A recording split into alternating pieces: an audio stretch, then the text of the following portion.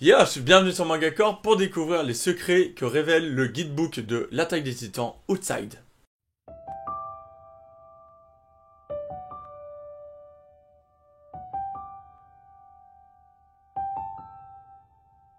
On commence tout d'abord avec la réalisation du one-shot de l'attaque des titans par Hajime Isayama à l'âge de 19 ans.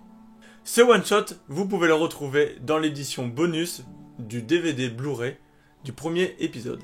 L'attaque des titans, c'est du plagiat. On entend souvent parler de plagiat, patati, patata. Patati, patata. Si nous, demain, avec Taku, sur MangaCore, on commence à faire des micro-trottoirs, les gens de notre communauté vont nous dire « Ouais, vous avez plagié Antosama, parce que c'est ce qu'il fait. » Mais, ça ne serait pas du plagiat. On a le droit de s'inspirer des gens si on n'a pas le même thème. Mais, là, ce que je veux dire, c'est que l'attaque des titans, ce n'est pas du plagiat. C'est pas parce que Isayama s'est inspiré de plus de 20 œuvres et de personnes que ça en fait du plagiat. Il s'est inspiré de films comme Il faut sauver le soldat Ryan, de Watchmen, Jurassic Park et, bien entendu, de Berserk aussi. Donc ce n'est pas du plagiat, on voit bien que ça ressemble pas du tout à du Berserk au final, mais il s'est inspiré. Si vous aussi vous voulez créer vos propres titans, vous pouvez aller sur le site Pause Maniac, car c'est de là que vient l'origine de tous les titans. Ensuite, quelques informations en vrac qui vous paraîtront très intéressantes pour le déroulement de l'histoire. Vous connaissez tous le bataillon d'exploration que Eren a intégré. Mais saviez-vous qu'il n'a jamais connu 2 bataillons consécutifs?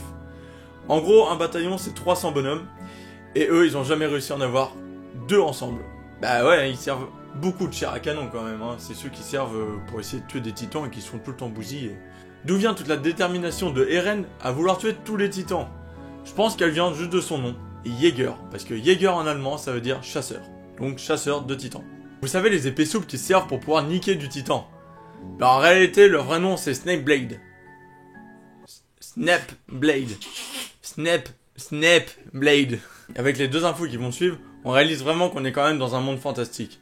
Car le gaz qu'ils ont vient d'une pierre qui est gelée et qui produit du gaz dans les cavités de la zone industrielle.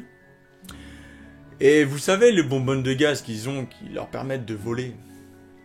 Ben c'est pas de l'acier en fait, c'est du titane. Et c'est pas réellement du titane pur, mais c'est un bambou qui a absorbé du titane. Et donc c'est des morceaux de bambou en titane. Sacré bambou quand même. Vous savez tous que quand ils sortent de l'école militaire, les meilleurs ont le droit de choisir où ils veulent être affectés. Et du coup la plupart, ils choisissent les brigades spéciales pour être tranquilles et jamais se mouiller en fait. Comme ça, ils se battent jamais contre les titans. Et vous savez qu'à l'époque, ces connards, ils ont eu comme idée d'envoyer le bataillon d'exploration avec des explosifs autour d'eux pour que s'ils se fassent manger, ils puissent exploser à l'intérieur du titan pour pouvoir le tuer. Bien entendu, ça n'a pas vraiment marché les premiers essais. Et ensuite, ils ont carrément abandonné le projet parce qu'au final, c'était de la chair à pâté. Hein. J'ai pas besoin de le préciser, mais Eren, c'est quand même le héros de l'histoire. Et le mec, seulement avec ses 2 lames, il a tué son premier titan au niveau du tome 10 pendant la bataille de la forteresse d'Utgard. Un peu craignos. C'est comme si Goku nous avait fait son premier Kamehameha au tome 26. À un moment, c'est un peu long quand même. Reiner, lui, est devenu totalement comme le gars de Split, un gros schizophrène. Il est entre le mode je suis un soldat, en fait non, j'étais un guerrier. Il est un peu perdu. Du coup, je vous laisse découvrir pourquoi il est devenu schizophrène. Ça, vous le saurez dans la suite. Et même, normalement, vous devez certainement déjà le savoir. Avec la saison 2 de l'attaque des titans.